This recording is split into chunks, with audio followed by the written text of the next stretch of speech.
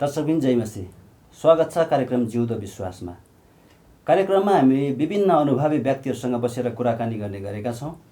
यसै श्रृङ्खलामा आज भने एक अर्का व्यक्तित्वलाई लिएर तपाईँहरूसँग आएका छौँ। उहाँको बारेमा भन्नुपर्दा उहाँ पहाडी भेगका एक महान सेवकहरूमध्ये एक हुनुहुन्छ। मिसन उहाँको धड्कन हो भने मण्डली स्थापना उहाँको लक्ष्य। सेवाकाईको क्षेत्रमा अति नै अनुभवी अनि दक्ष, हजारौँ युवा पिँढीहरूको प्रेरणा, कुरालाई कहिले पनि बङ्ग्याउन नजान्ने साधारण व्यक्ति तर अति नै प्रभावशाली जीवन जिउनुहुने प्रेस्बिटेरियन फ्री चर्च कालेबुङका वरिष्ठ पास्टर एवं मोडरेटर रेभरेन्ड एमएस सुब्बाज्यू। पास्टर सुब्बा, स्वागत छ तपाईँलाई कार्यक्रममा। तपाईँ घरको पनि सबैभन्दा ठुलो हुनुहुन्थ्यो। तपाईँले अघि नै भनिहाल्नु भयो, भाइको बहिनीको विवाहहरू पनि तपाईँले नै गरिदिनु भएको। तपाईँले परिवारलाई पनि एकदमै व्यवस्थित प्रकारले राख्नुभएको थियो। अनि तपाईँले सेवाकाई गर्दा गर्दै परिवारलाई चाहिँ कसरी समय दिनुहुन्थ्यो? त्यो चाहिँ यस्तो नि, अब सेवाकाई भन्दाखेरि म त स्कुलमा काम गर्थेँ। हजुर हो, स्कुलमा काम गर्थेँ अनि सेवाकाई पनि गर्थेँ। र विशेष अब के हो भनेदेखि 1966 सालमा चाहिँ मेरो विवाह भएको थियो। अनि पास्टरको छोरी बिहा गरेको कारणले गर्दाखेरि मेरो श्रीमती चाहिँ पास्टरको छोरी भएको कारणले गर्दाखेरि चाहिँ पास्टरको सेवाकाई कस्तो हुन्छ, पास्टरको घर कस्तो हुन्छ, पास्टरको घर कति बिजी हुन्छ, पास्टरको घरमा कति पाहुना आउँछ भन्ने कुरो चाहिँ उसलाई धेरै अनुभव थियो।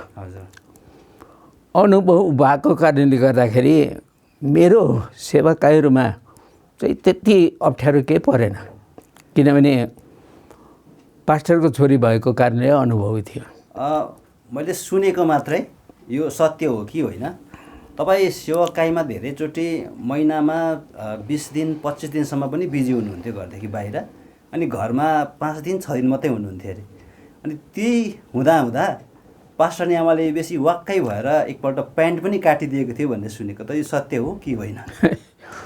त्यो चाहिँ सत्य हो, तर त्यो चाहिँ अलिक पछिको कुरा हो, अलिक पछिको कुरा हो। र पहिलाको चाहिँ सुरुमा चाहिँ के भयो भनेदेखि म स्कुलमा जान्थेँ। त्यहाँदेखि शनिबार, पहिला चाहिँ अब 66 सालमा त म त पास्टरै भएको थिइनँ। 70 देखि मात्रै हो, त्यो 70 देखि मात्रै पास्टर सेवाकाईमा निस्केको। तर अब अरू सेवा सङ्गतिहरू चर्चहरूतिर चाहिँ गइबस्थेँ। अनि 67 सालमा ठुलो छोरा मतियासको जन्म भयो। 2 तारिक जुलाई 1967 मा मतियासको जन्म भयो।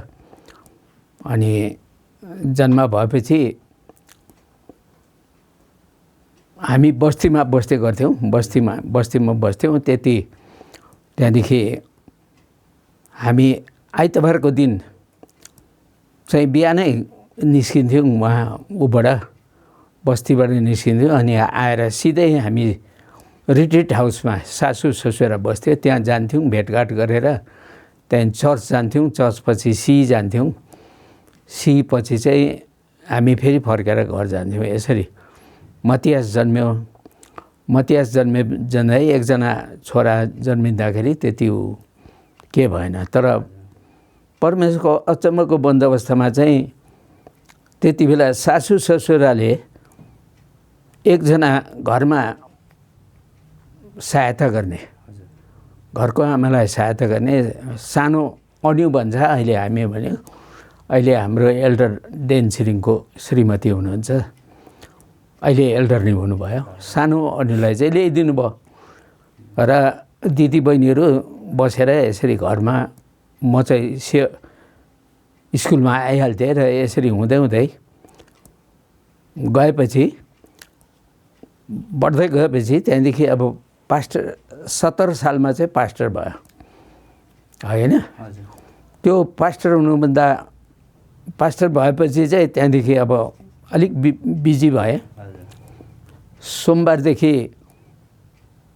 शनिबारसम्म स्कुलमा जान्थेँ। शनिबार आफ्टरनुन चाहिँ निस्किन्थेँ म अनि आइतबार सेवा गरेर यसरी फर्किन्थेँ र त्यति बेला केही पनि भएन र 71 सालमा चाहिँ हाम्रो दाजुभाइहरूको बन्डा हुनुपर्छ भनेर 71 सालमा बन्डा भयो जग्गा जमिनको बन्डा भयो र ठुलो घर चाहिँ जेठा दाजुलाई दिइहाल्यौँ अनि 12 माइलको जमिन चाहिँ कान्छा भाइलाई अनि तल सिन्नेबुङको जमिन चाहिँ मेरो पर्यो र बस्ने घर नहुँदाखेरि मैले सासू ससुराई गरेर कुरा गरिवरी रिट्रिट हाउसमै मलाई बस्नु दियो र 72 सालदेखि चाहिँ रिट्रिट हाउसमै आएर त्यहाँनिर बस्नु थाल्यौँ। बस्दाखेरि अब नानी हेर्नुको लागि त के सासूले पनि हेरेछ सालो साली सबै नै थियो त्यति के समस्या भएन। त्यहाँदेखि अब 1975 सालमा चाहिँ फेरि अर्को छोरा मधुसेलाको जन्म भयो। त्यति बेला पनि त्यति साह्रो केही भएन किनभने हामी रिट्रिट हाउसमा बस्यौँ। सासूले हेरिदिइहाल्थ्यो सालो सालीहरू थुप्रै हुन्थ्यो सानो हन्यु सबै नै भइहाल्थ्यो त्यति साह्रो केही भएन। तर अब सेवाकाई त्यतिकै चलिरह्यो र यसरी हुँदै हुँदै गएपछि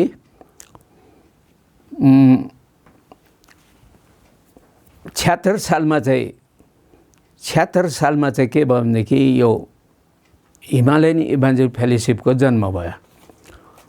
ती रिट्रिट हाउसमै जन्म भएपछि त्यहाँदेखि चाहिँ म अलिक व्यस्त भएँ हुन थालेँ 76 सालमा। अनि स्कुलको काम पनि छोडिदिएँ मैले। स्कुलको काम छोडेँ 77मा छोडेँ। त्यहाँदेखि स्कुलको काम छोडेपछि फुल टाइम म एकदम एचएफमा निस्किएपछि चाहिँ त्यहाँदेखि चाहिँ निकै म व्यस्त भएँ। निकै व्यस्त भएर उ गरेँ। त्यहाँदेखि त्यही मौकामा मेरो श्रीमतीले पनि हस्पिटलमा नर्सिङको काम पायो। काम पाएपछि रिट्रिट हाउसदेखि हस्पिटलमा धाउनु त्यति असुविधा केही पनि थिएन र यसरी हुँदै गएपछि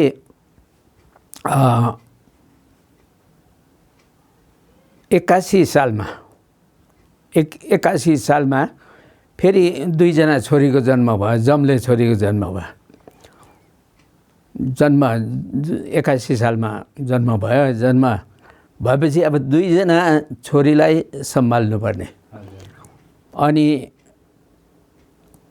नर्स भएको कारणले गर्दाखेरि नाइट ड्युटी जानुपर्ने अनि म चाहिँ घरमा बस्नुपर्ने। अब दुईवटा नानीलाई लिएर घरमा उगाउनुपर्ने। घरमा अरूहरू पनि थिए र पनि अब राति त अब सबै सुति जाने म चाहिँ दुईवटा जम्ले छोरीलाई लिएर बस्नुपर्ने। अब त्यति बेला चाहिँ अलिकति समस्या भयो। अलिकति समस्या भएर चाहिँ कोही बेला चाहिँ अलिक गनगनाउनु हुन्थ्यो। गनगनाएर बस्थ्यो। अब दुईवटा छोरी भए चाहिँ दुईवटा सम्हाल्नु निकै साह्रो पर्दाखेरि चाहिँ गनगनाउने भयो। अनि त्यसरी नै पेन्ट काटिदिन्छु भन्ने कुराहरू काट्नु त काटेन तर अब भन्थ्यो। त्यहाँदेखि गनगनाएको बेलामा चाहिँ म चाहिँ चुप लागेर अब आफ्नै गल्ती छ आफ्नै भुल छ भनेर किताबहरू पढिबस्थेँ। बाइबलै पढिबस्थेँ। त्यहाँदेखि अन्त बोल्दै बोलेन भनेर चाहिँ फुलदानी भनेर चाहिँ मलाई भन्थ्यो। त्यो फुलदानी भन्ने किताब मत्युसेलाले लेखेको छ। अहिले म अयोग्य भन्ने एउटा किताब छ। त्यहाँनिर त्यो फुलदानीको कथाहरू बाहिरपट्टि पनि नक्सा फुलदानी बनाएको छ। त्यो चाहिँ आमाले फुलदानी भनेको भनेर बोलेन भनेर चाहिँ फुलदानी त बोल्दैन नि। र त्यसरी चाहिँ अब हामीहरूको सेवाकाईमा चाहिँ त्यति साह्रो केही भएन। दुईवटा छोरी जन्मेपछि चाहिँ अलिक सियार सुसार भएन यस्तो केही भएन भन्दाखेरि चाहिँ गनगनाउनु हुन्थ्यो। र यस्तो प्रकारले अब हाम्रो परिवारमा चाहिँ बढाउँदै हुर्काउँदै गयौँ। त्यसपछि हामी माथि उसमा सर्यौँ। एसयुएम छोडेपछि मलाई रिट्रिट हाउस छोड्नु भन्यो र माथि गुम्बाहट्टामा गएर त्यहाँ घर बनाएर त्यता गऱ्यौँ। दुईवटा छोरीको जन्म चाहिँ माथि नै भयो र यस्तो प्रकारले हाम्रो सेवाकाईमा चाहिँ त्यति मैले अघि भनिहालेँ त्यति के भएन, खालि दुईवटा छोरी जन्मेपछि चाहिँ बेसी प्रचारमा चाहिँ म बेसी हिँड्ने, प्रचारमा बेसी हिँड्ने कारणले गर्दाखेरि अब सिक्किम जानुपर्ने, नेपाल जानुपर्ने, डुवर्सतिर जानुपर्ने, भुटानतिर जानुपर्ने गर्दाखेरि चाहिँ अब बेसी बाहिरै हुन्थेँ म। बाहिर हप्ता दिन त होइन, 15 दिन जस्तो चाहिँ म बाहिरै हुन्थेँ। 15 दिन जस्तो मात्रै म घरमा चाहिँ हुन्थेँ। त्यसकारण गनगनाउने काम चाहिँ हुन्थ्यो। त्यही नै हो। तपाईँले यो दार्जिलिङ इलाकाभित्र त तपाईँले धेरै मण्डलीहरू सुरु गर्नुभयो। त तपाईँले अघि पनि भनिराख्नु भएको थियो तपाईँ सेवाकाईको लागि सिक्किम, भुटान, नेपाल विभिन्न ठाउँमा पनि जानुहुन्थ्यो। अनि त्यो ठाउँहरूमा पनि तपाईँले धेरै मण्डलीहरू खडा गर्नुभएको छ। तपाईँले सिक्किम, नेपाल अनि भुटान, यो डुवर्स, यो क्षेत्रहरूमा चाहिँ कसरी सेवाकाई गर्न सुरु गर्नुभयो? छोटो रूपमा तपाईँले बताइदिनुहोस् न। अब कथाहरू त बहुत लामो छ, तर अब छोटो रूपमा भन्दा चाहिँ 1975 सालकै कुरा फेरि म गर्नु पर्यो। रिट्रिटमै बस्दाखेरि एक बिहानी अचानक एकजना अपरिचित व्यक्ति रिट्रिट हाउसमा ठकठक गर्दै आउनुभयो। पासाङ पन्थीको घर यही हो भन्दा आयो। अन्त हामी निस्केर यही हो भन्यो। कहाँबाट आउनुभयो भन्दा नेपालबाट आएको भन्यो। अन्त को क्या हो भनेर सोद्धाखेरि नेपालको पाख्रेबासको एग्रिकल्चर सेन्टरको स्टाफ हुनुहुँदो रहेछ। पासाङ पन्थीलाई खोज्दै आएको रहेछ। पासाङ पन्थी चाहिँ मेरो साइली साली हो।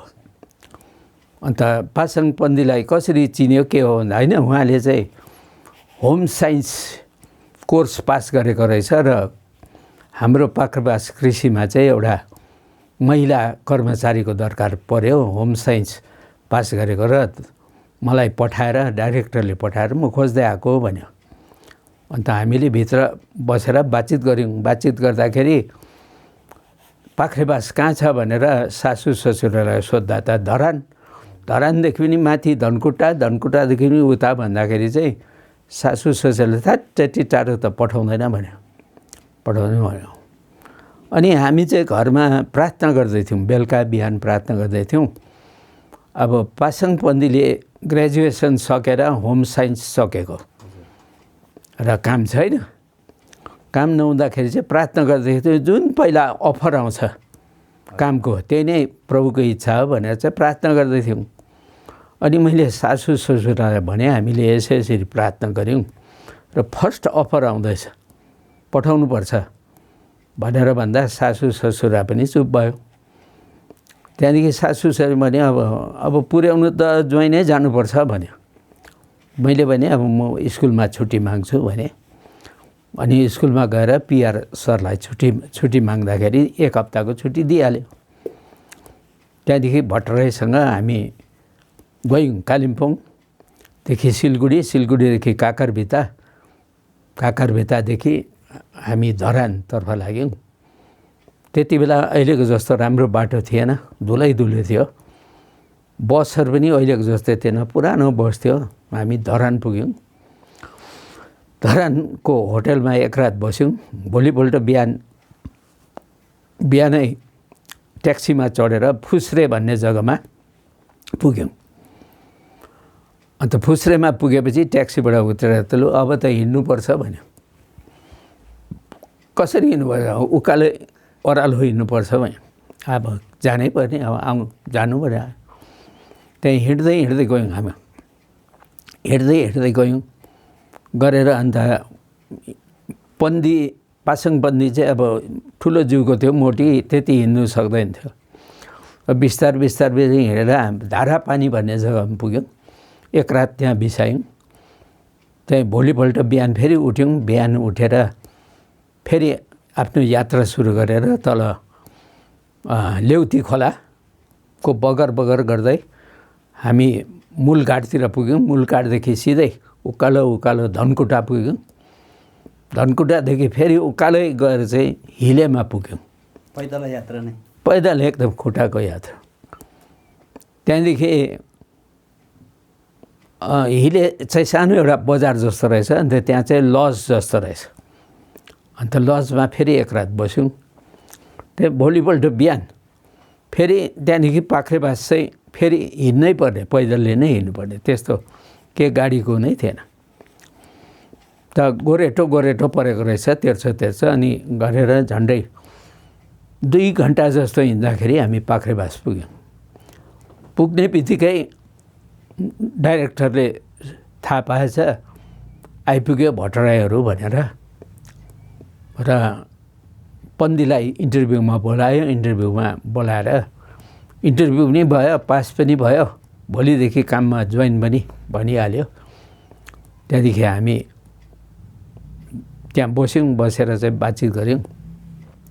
त्यति बेला पाख्रेबास पनि अहिलेको जस्तो थिएन, खरको सानो सानो क्वार्टरहरू थियो, खरको सानो सानो क्वार्टरहरू थियो। भट्टराईको लागि एउटा क्वार्टर थियो, पन्दीको लागि एउटा क्वार्टर। र यसरी हिँडेर जाँदा चाहिँ के चाहिँ राम्रो भयो भनेदेखि मैले ट्र्याक्स बोकेको थिएँ, नेपाली ट्र्याक्स बोकेको थिएँ। बाटोमा ट्र्याक्स बाँड्दै भेटेको जतिलाई।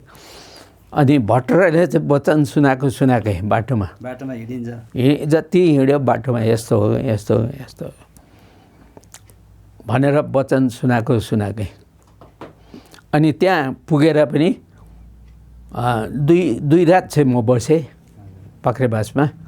बसेर बिहान बेलुका हामी सानो सानो सङ्गतिहरू गरेर तेस्रो दिनमा चाहिँ मलाई एउटा भरिया दियो, मेरो झोला बोक्ने भरिया दियो। अनि त्यो भरियासँग ट्र्याक्स बाँड्दै फेरि ओह्रालो आएँ। धनकुटामा आउँदाखेरि ट्र्याक्स बाँड्दै थिएँ। अन्त एउटा मान्छे आएर यो धर्मको पर्चा नबाड्नु भन्यो मलाई। अन्त मेरो पालो यताको पुलिस त अब खाकीको थियो, त्यहाँको पुलिस रहेछ।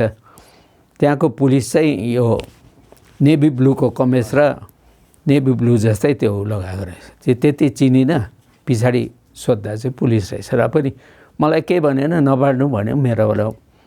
त्यसरी धरान बेलुका जाँदाखेरि 2.5 दिन लागेको, जाँदाखेरि चाहिँ बेलुका त धरान ल्याइदियो।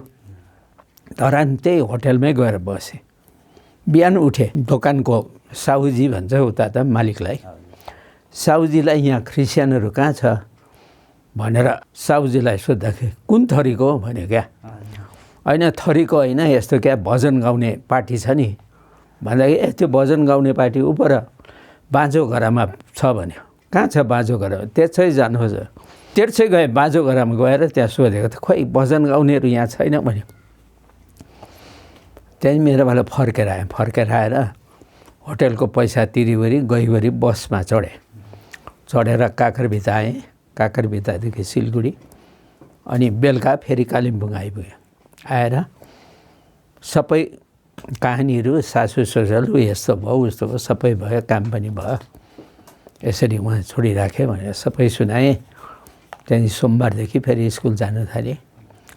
त्यति बेला अहिलेको जस्तो सुविस्ता यस्तो फोन थिएन, केही पनि थिएन। त्यति बेला त त्यो टेलिग्राफ भन्थ्यो, ठेटेटे गर्नेहरू। त्यहाँदेखि जे थियो लेखापढी सबै चिठीमा मात्रै, डाकघर मात्रै। चिठी बेला बेला आइबस्थ्यो, राम्रै छु सन्चै छु भनेर आउँथ्यो। एक दिन यस्तो चिठी आयो जुन चिठीमा चाहिँ यस्तो लेखेको थियो, दिदी भेना मन नदुखाउनु, बाबुआमा मन दुखाउनु, म त भट्टराईसँग बस्नु थालेँ भनेर चिठी आयो। त्यो चिठी मैले पढेर सुनाएँ। अनि हामीलाई दुःख लाग्यो, काम गर्नु पठाएको छोडी नपठाउ जानुपर्छ भने प्रभुको इच्छा भन्यो।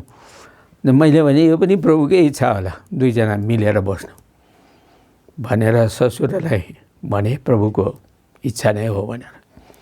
र यसरी उनीहरू पछाडि 2जना छोरीहरू भयो।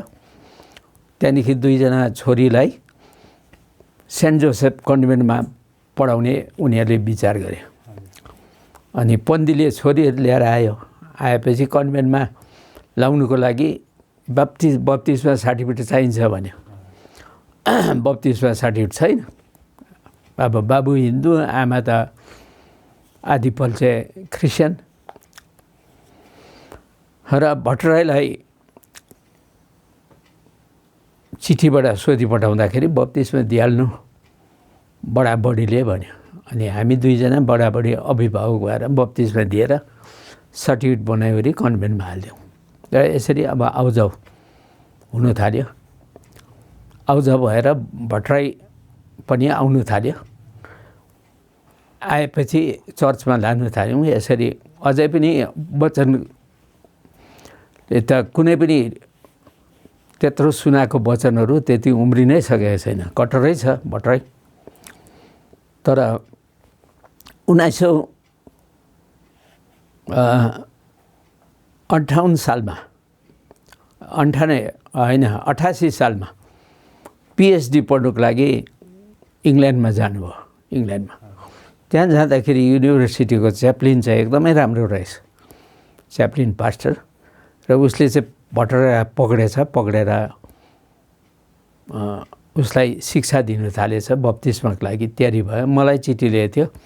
मैले भने ठिकै हो बप्तिस्मा दिनुहोस्, तर राम्रो शिक्षा दिएर मात्रै बप्तिस्मा दिनुहोस् भने। र इङ्ल्यान्डमै बप्तिस्मा भट्टराईको धेरै वर्षपछि अब 75 सालदेखि 78 भन्दा झन्डै कति वर्ष भयो। र 1980 सालमा उनी इङ्ल्यान्डबाट पिएचडी गरेर आएपछि चाहिँ पाख्रेबासमा आफ्नै क्वार्टरमा दुईजना मिलेर सुरु गर्यो। सङ्गति सुरु गर्दाखेरि घरमा काम गर्ने देवी माया पौडेल भन्ने थियो। त्यो देवी माया पौडेललाई पनि एकदम मन परेछ र सङ्गतिमा बस्नु थाल्यो। सङ्गतिमा बस्दा बस्दै उसले उसको श्रीमानलाई पनि ल्याउनु थालेपछि देवी माया पौडेल चाहिँ बप्तिस्माको लागि तयारी भयो।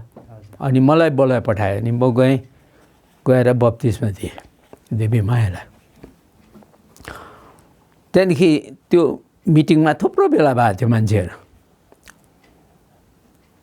मान्छेहरू जस्तो त्यही देवी मायाको हस्बेन्ड जेम्स पौडेल, गणेश पौडेल हो, त्यहाँदेखि कुबेर, त्यहाँदेखि ध्रुवहरू, तिनीहरू सबै एग्रिकल्चरमा काम गर्नेहरू थुप्रो बोलाएको थियो। किनभने त्यति बेला भट्टराई चाहिँ अब एउटा साहबको उसमै दर्जामा थियो, अरूहरू चाहिँ वर्करहरू बोलाएपछि आइहाल्ने।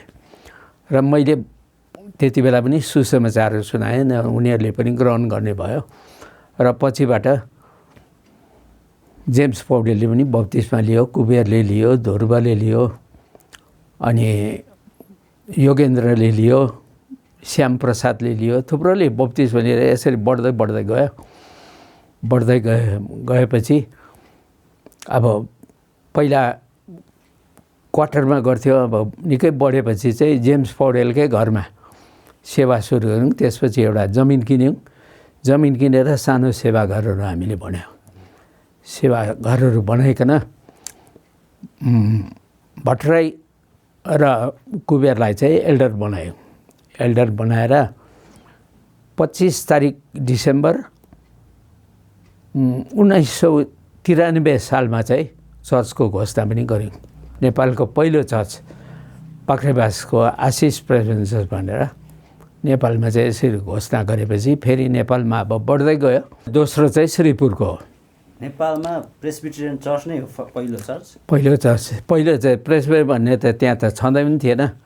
पछाडि निकै डिनोमिनेसनल ल्यायो भनेर नेपालकोहरूले निकै गुलमाल गर्यो। तर हामी आफ्नो उसमा अडेर बस्यौँ प्रेस्बिटेरियन, किनभने अडेरै बस्यौँ अहिलेसम्म पनि। अब यसरी नेपालमा काम सुरु भएर अहिले झन्डै 19वटा मण्डली भइसकेको छ। 19वटा नेपालमा।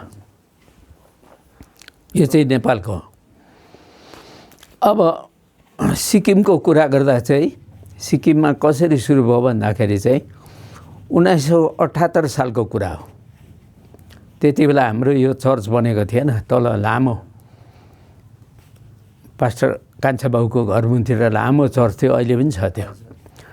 त्यहाँनिर सेवा हाम्रो चल्थ्यो। 78 सालको कुरा हो। यहाँ मल्लीबाट सुखदोष सुब्बा र उहाँको श्रीमती आउनुभयो। आएर हामीलाई भेटेर मल्लीमा हामी 2 घर छौँ तर केही सङ्गति नै छैन, आइदिनुहोस् भनेर बिन्ती गऱ्यो। 2 घर चाहिँ क्रिस्चियन छौँ। त्यहाँदेखि साथीहरूले भन्यो एचएफ भर्खर सुरु भएको छ, एचएफलाई जिम्मा दिउँ भन्यो। अनि मैले जिम्मा लिएँ। जिम्मा लिएपछि त्यहाँदेखि अब मेरा भाला गएँ तल भिजिटमा गएँ। भिजिटमा जाँदाखेरि सुखदोष सुब्बाले चाहिँ मलाई फिटर बाबुकोमा लग्यो।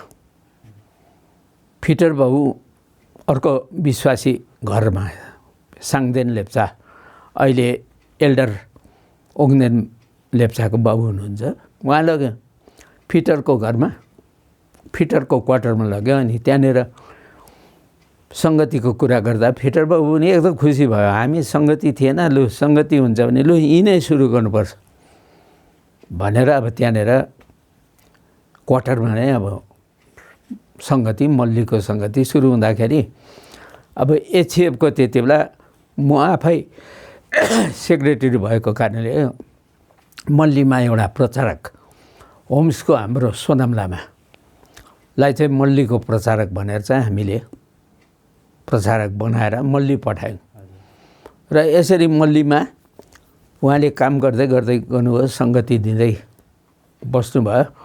9-1.5 वर्ष जस्तो काम गरेपछि उहाँले बिदा लिनुभयो, होम्समै काम पाउनुभयो।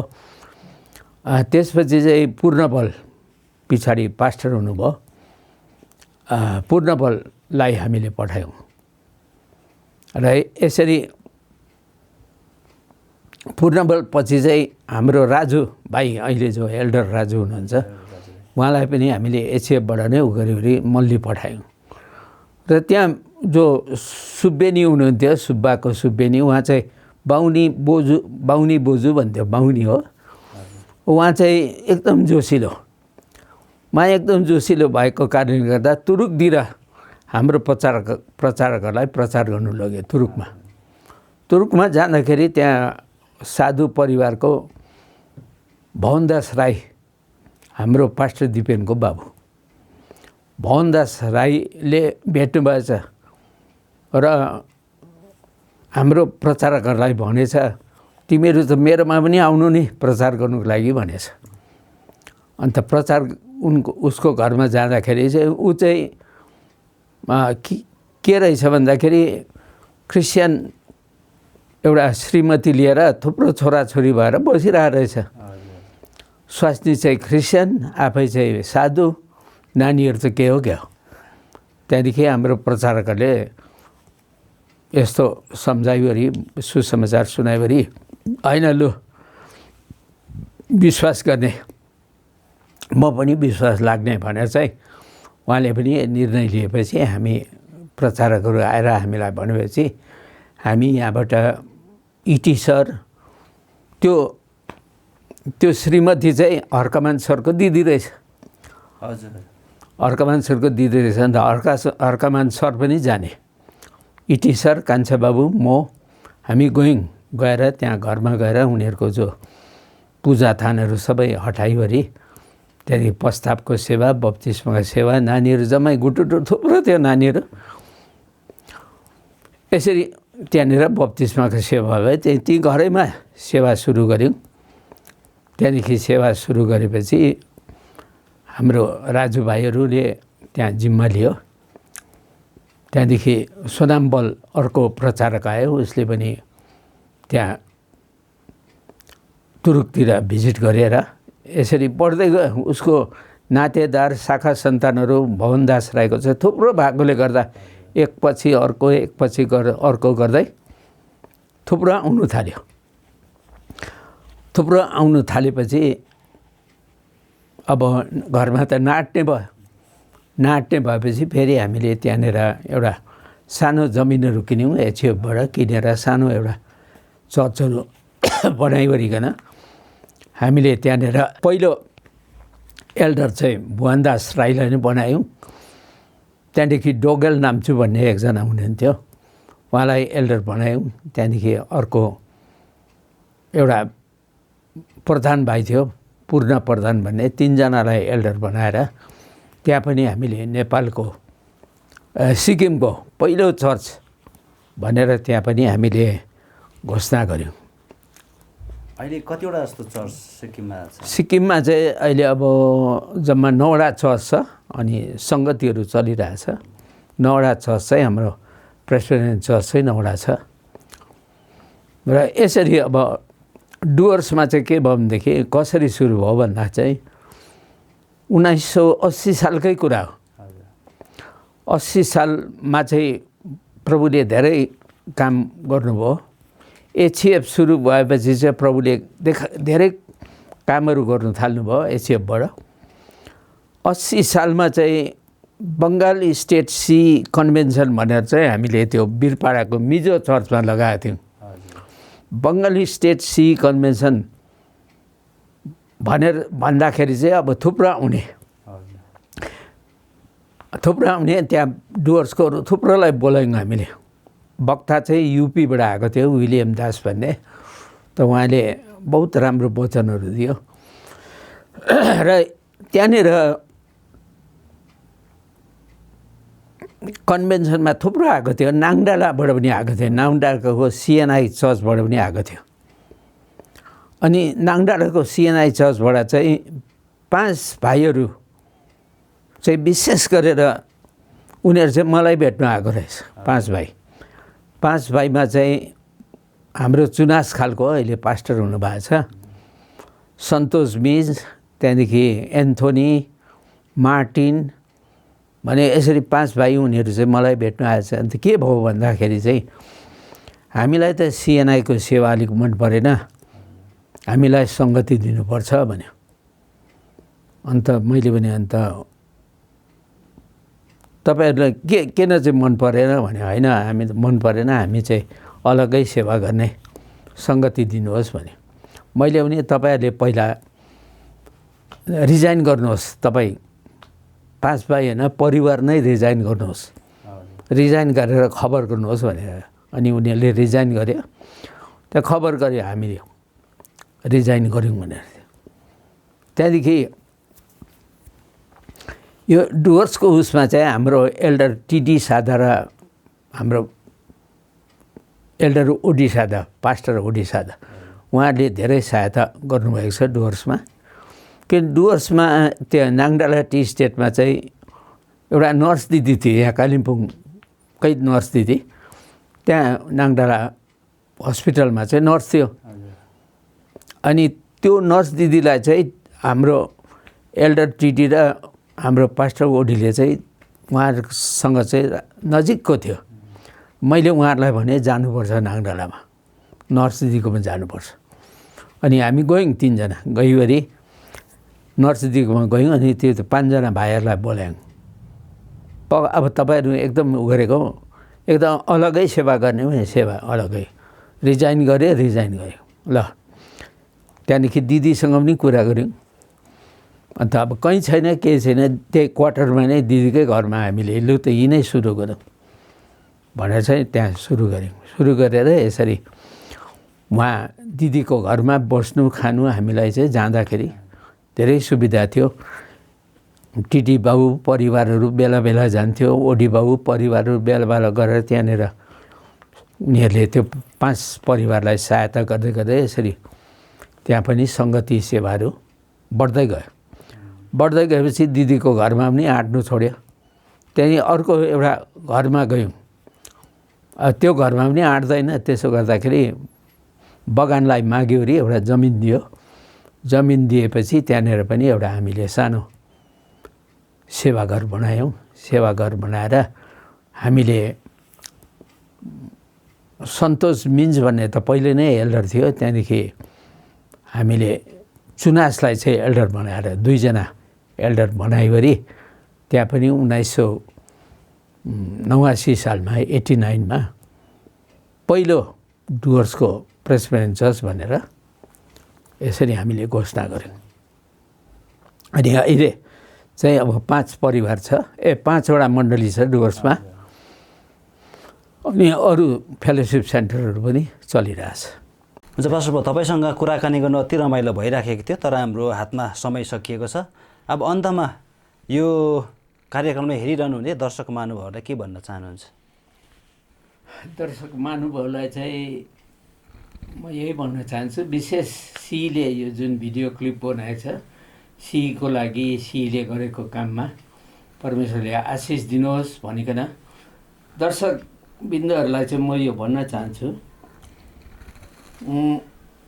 बाइबलको कुरा गर्दैछु। लुका रचित सुसमाचार 16:10 यसरी लेखेको छ, सानो कुरामा विश्वासी भइस् भने तँलाई ठुलो कुराको जिम्मा दिन्छु भनेको छ।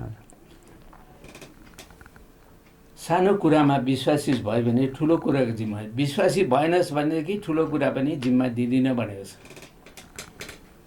यस कारणले गर्दाखेरि हाम्रा सीका नानीहरू अनि जति दर्शक तपाईँलाई सानो कुरामा विश्वासी हुनुहोस्। जस्तो तपाईँ सन्डे स्कुलको एउटा टिचर हुनुहुन्छ भनेदेखि विश्वासी भएर सन्डे स्कुलको टिचरको काम गर्नुहोस्। सीको एउटा मेम्बर हुनुहुन्छ भने विश्वासी भएर एकदम लगातार सीमा जानुहोस्। अनि सीले जे काम गर्नुपर्छ गर्नुहोस्। एउटा चर्चको एउटा सानो मेम्बर हुनुहुन्छ भने विश्वासी साथ रेगुलर चर्चमा जानुहोस्। किनभने प्रभुले भन्नुभएको छ त्यो सबै गऱ्यौ भने पनि प्रभुले भनेको छ तँ धन्य दास होस्, कि मैले अराएको काम चाहिँ तैँले गरिस् भनेर चाहिँ प्रभुले भन्नुहुन्छ। र हामी विश्वासी भएर हामीले चाहिँ काम गर्नुपर्छ र प्रभुको धन्यको दास हामीहरू हुनुपर्छ। जस्तो म पहिला सन्डे स्कुलको काम गर्थेँ। सन्डे स्कुल कालिम्पोङमा मैले सुप्रिन्टेन्डेन्ट हुँदा 4वटा मात्रै सन्डे स्कुल थियो। एउटा गर्ल्स स्कुलमा, एउटा ब्लाइन्ड स्कुलमा, एउटा आबामा अनि एउटा तिर्पाईमा 4 थियो। सुप्रिन्टेन्डेन्ट भएपछि मैले 16वटा सन्डे स्कुल गरेँ। अनि अहिले कतिवटा चलिरहेको छ। र प्रभुले मलाई पछाडि सुप्रिन्टेन्डेन्ट बनाउने विश्वासीको काम। सीमा म विश्वासीको भएर सीमा जै बसेँ, सेक्रेटरी भएको थिइनँ, तर गर्दै गर्दै गएँ पछाडि सेक्रेटरी भएँ, कम्बाइन सीहरू गरेँ। चर्चमा पनि म विश्वासीको भएर भएँ, पछाडि म चर्चको एल्डर भएँ। प्रभुले मलाई पछाडि पास्टर पनि हुने प्रभुले यसरी सानो कुरामा विश्वासी भने प्रभुले नै हामीलाई उचाल्नुहुन्छ भनेको चाहिँ हामीले तपाईँहरूलाई नै यही नै म प्रोत्साहन दिन्छु। जतिजना हेर्नुहुँदैछ तपाईँले पनि सानो सानो जिम्मा लिँदैछ भने विश्वासीको भएर गर्नुहोस्। प्रभुले चाहिँ चाहनुहुन्छ तपाईँलाई पनि प्रभुले ठुलो ठुलो जिम्मेवारी दिनुहुन्छ। यही भन्दै म तपाईँहरूलाई यही नै प्रोत्साहन दिन चाहन्छु। धन्यवाद। धन्यवाद पास्टर। तपाईँले हाम्रो निमन्त्रणा स्वीकार गरिकन हामीलाई समय दिनुभयो अनि तपाईँले भोग्नुभएको विभिन्न कुराहरू हामीसँग अनि दर्शकसँग राखिदिनु भयो। आजलाई भने हामी बिदा चाहन्छौँ। जय मसीह।